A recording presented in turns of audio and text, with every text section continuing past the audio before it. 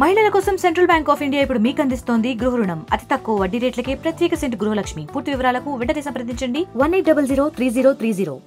3 రోజుల క్రితం బంగాళాఖాతంలో ఏర్పడ్డ అల్పపీడనం కాస్త పెను తుఫానుగా మారి వాయుగుండం రూపంలో ఒడిశా ఛత్తీస్గఢ్ల మధ్య తీరం దాటింది.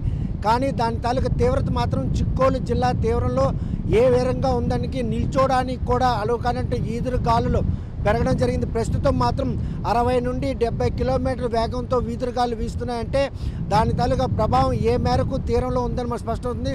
ప్రస్తుతం మనం చూస్తే కనుక కడలి అల్లు కల్లోలంగా ఉంది. ఎగస పడుతున్నటువంటి రాకాసి అలలు, ఈ అలల తాకిడికి మాత్రం పెను విపత్తు చిక్కోలు జిల్లా తీరానికి పొంచి ఉంది అని మాత్రం స్పష్టమవుతుంది. రాష్ట్రంలోనే అతి పొడుగైన 193 కిలోమీటర్ల తీరం విస్తరించున్న చిక్కోలు జిల్లాలో 255 మత్స్యకార గ్రామాలు ఉన్నాయి. 13 మండలాల పరిధిలో విస్తరించిన ఈ తీరంలో మాత్రం గత 20 రోజులుగా చూస్తే కనుక పడవలు ఎక్కడ అక్కడే ఒడ్డుకే చేర్చి మత్స్యకారులు మాత్రం వాటిని రక్షించుకునే పనిలో ఉన్నారు. ఒక్క బోటు కానీ అదేవిధంగా వల విప్పే పరిస్థితి లేదు. బోట్లన్నీ కూడాను ఒడ్డుకే పరిమితం అయ్యాయి. సముద్రం కూడాను సుమారు 200 మీటర్లు వెనక్కి వెళ్ళే పరిస్థితి. ఈ బోట్ల మధ్యకి ఒక 2 రోజుల క్రితం వరకు నీరుండే పరిణామాలు చోచుకుని ఈ నేపథ్యంలో ప్రస్తుతం మాటలు ఆ బోట్లన్నీ కూడా ఇసుక తెన్నుల్లో కూరుకుపోయంటే ఏ మేరకు ఈ అలల ఎగస్పాటు ఉండేది. ఆ రాకాసి అలల ఎగస్పాటు కారణంగా ఆ బోట్లన్నీ కూడా ఇసుకలో కూరుకుపోయే పరిణామాలు ఉన్నాయి. ఇక్కడ వరకు ఉండే సముద్రం మాత్రం ప్రస్తుతం 200 మీటర్ల లోపలికి వెళ్ళింది అంటే ఏదో పెనుముప్పు ప్రమాదం మాత్రం పొంచి ఉందన్నటువంటి సంకేతాలు మనకు స్పష్టంగా కనిపిస్తాయి. 13 ప్రాంతాల్లో చేపల వేటకు అనువైనటువంటి ప్రదేశాలు ఉన్నాయి. ఈ వేటకు అనువైన ప్రదేశాలన్నీ కూడాను ప్రస్తుతం బోట్లన్నీ ఒడ్డుకే పరిమితాయి. సముద్రం మాత్రం ప్రస్తుతం అల్లకల్లోలంగా మారింది. గాలుల వేగం కూడా పెరిగింది. రాకాసి అలలు కూడా ఎగసిపడుతున్నాయి.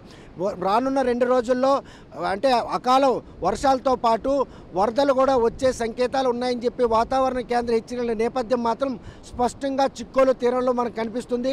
ఎగసిపడుతున్నట్టు ఈ రాకాసి అలలు సముద్రం ఒక్కసారిగా వెనక్కి వెళ్ళిందంటే ఎట్టి పరిస్థితుల్లో ఓ పెనుముప్పు మాత్రం పొంచి ఉందన్నటువంటి సంకేతాలు స్పష్టంగా కనిపిస్తున్నాయి. 20 రోజులుగా కనీసం చేపల వేట లేక మత్స్యకారులందరూ ఉపాధి లేక అలమటించే పరిస్థితి నెలకొన్న ఈ తరుణంలో మరో 2 రోజుల్లో దీని తాలూకు ప్రభావం ఉంటుంది. గాలుల వేగం చూస్తుంటే కనుక ఈ తీరంలోనే తడిగా ఉన్నటువంటి ఈ తీరంలో ఇలా ఇసుక ఎగురు పడుతుందంటే ఈ గాలుల వేగం ఎంత మేరకు స్పీడ్ ఉందని స్పష్టమవుతుంది.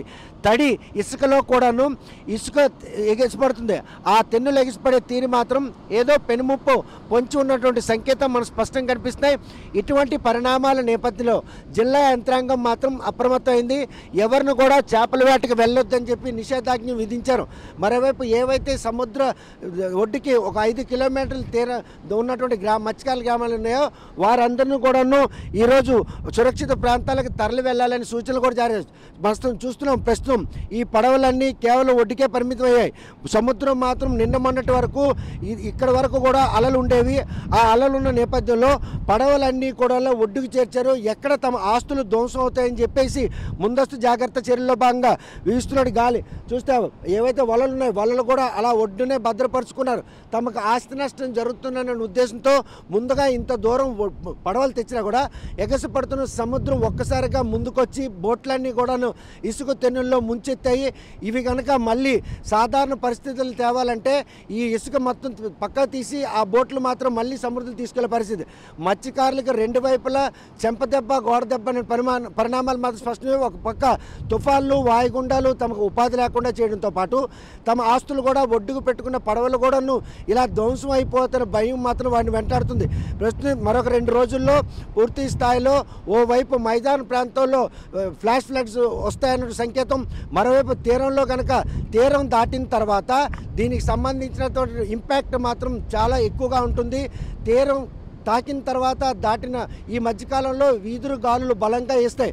ఆ గాలులు ఏ వేగంగా వేస్తున్నాయో మనకు స్పష్టంగా కనిపిస్తుంది.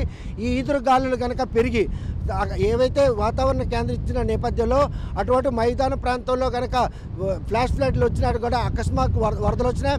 మరోవైపు వర్షాలు కనుక దీనికి తోడైతే ఈదురు గాలులతో కూడుకున్న వర్షం కురిసినప్పుడు మాత్రం విద్యుత్ స్తంభాలు నెలకొరడం, చెట్లు కూడా కూకటి వేలుతో పెకిలించుకుపోవడం, ఇటువంటి పరిణామాలన్నీ కూడా గతంలో తిత్లీ హుదూద్ వంటి తుఫాన్లో చవిచూసినట్టు చిక్కోలు వాసులు ఇప్పుడిప్పటికే కోలుకుంటున్నారు.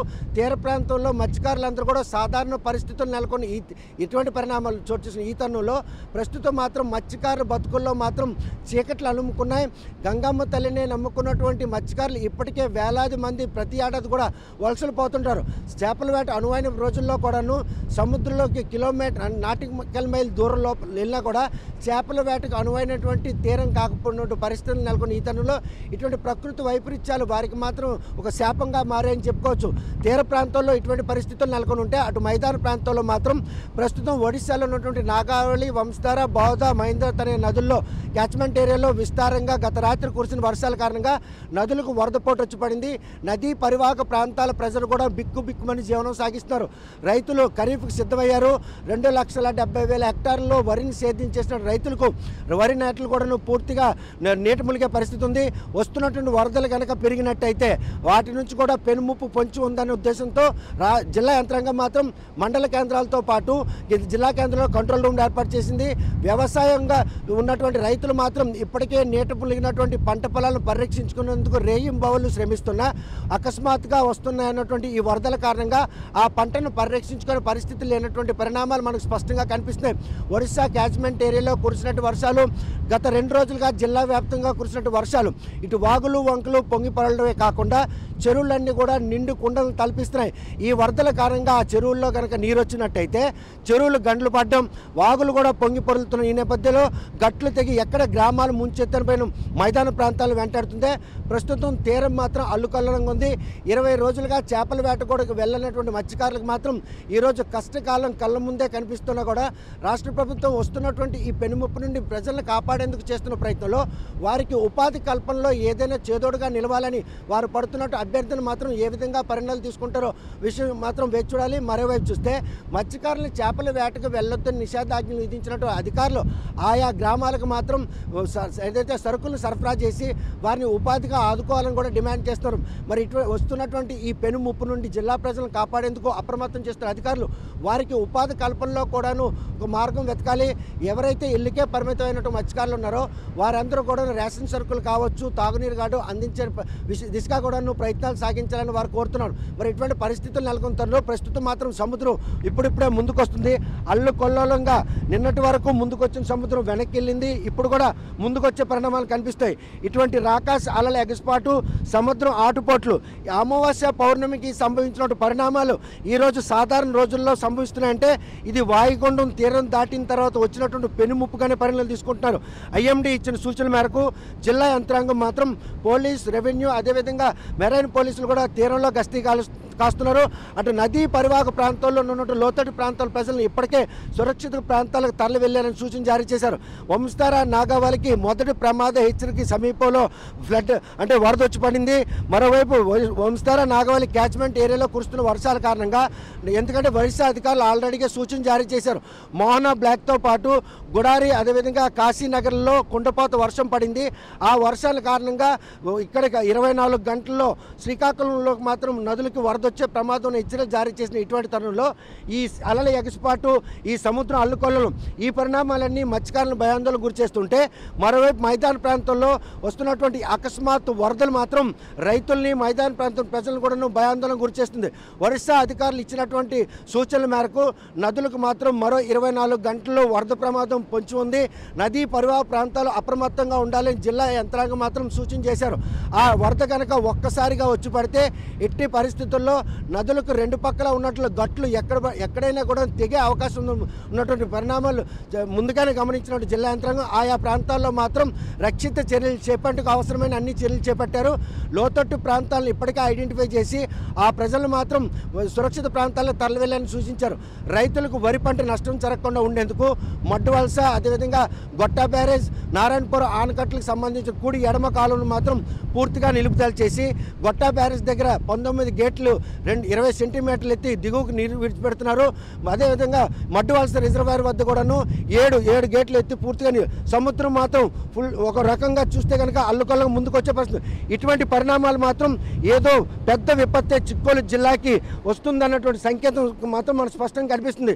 ప్రస్తుతం 2 వైపులు ఇటు మైదాన ప్రాంతం, ఇటు తీర ప్రాంతం ప్రజలను కూడాను ఒక భయానక పరిస్థితులు మాత్రం నెలకొన్నాయి. ఇప్పుడిప్పుడే వర్షాలు తగ్గుముఖం పడినా కూడా సముద్రం అల్లుకోలంగా ఉన్నటువంటి ఆ పరిణామాలు ఎక్కడ కూడా శాంతించే పరిస్థితి లేదు. నదులకు మాత్రం నిలకడగా వరద పెరుగుతున్న క్రమంలో మైదాన ప్రాంతాల్లో కూడాను ప్రజలు రైతులు కూడా తీవ్ర భయాందోళన చెందుతున్నారు. తీర ప్రాంతాల్లో మత్స్యకారులతో పాటు మైదాన ప్రాంతాల్లో వరదలకు భయపడుతున్నటువంటి ప్రజలను రక్షించేందుకు జిల్లా యంత్రాంగం మాత్రం ఇప్పటికే రక్షణ చర్యలు చేపట్టేందుకు అవసరమైన అన్ని చర్యలు చేపడుతుంది. వస్తున్నటువంటి ఈ పెనుముప్పు మరో 2 రోజుల్లో మాత్రం కుండపోత వర్షాలతో పాటు అకస్మాత్ వరదలు కూడా వస్తాయి.